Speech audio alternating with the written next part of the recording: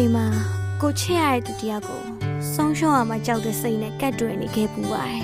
။ဒါပေမဲ့နင်ကငါထက်သားရဲ့ချစ်သူတယောက်ကိုပိုင်ဆိုင်မှုထိုက်တန်နေသူပါ။ဟုတ်ပါလေငါကအရာရာမှာနှိမ့်ကြတဲ့သူဝေးရမှာကြောက်တဲ့စိတ်တစ်ခုနဲ့နင်းလက်ကိုဆွဲချခဲ့သူငါမတရားခဲ့ဘူးဆိုတာကိုသိလဲနင့်ကိုဆွလို့မသွားချက်ဘူးဘာမှနားမလဲဘူးဆိုပြီးနိုနဲ့ဆွဲချခဲ့သူအမြဲတမ်းရှယ်နေပဲဖြစ်ခဲ့အမြဲတမ်းပြဿနာတွေနဲ့ပဲအမြဲတမ်းသဘောထားချစ်ခွဲလွဲအမြဲတမ်းစိတ်ခံရကြီးပဲငါနင့်ကိုပေးခဲ့သုံးလုံးကအတွေးနဲ့ဒါရီကြောင့်ငါကနေနဲ့မထိုက်တတ်ဘူးဆိုတာကိုပို့ပြီးသိတာစေတယ်ရုပ်ရည်ဥစ္စာတနာနောက်ပြီးတော့အောင်မြင်မှုငါကနေရတဲ့နဲ့စံလုံးတွေနဲ့တခုမှဘာမဝင်ဘူးနောက်ထပ်ပတ်ဝန်းကျင်ကဝိုင်းလက်ညှိုးထိုးပြီးလှောင်ကျင်သူဒီလိုကနားချက်ကောင်းတဲ့လူကြောက်လို့ယူချင်ရမဆောင်ချင်ဘူး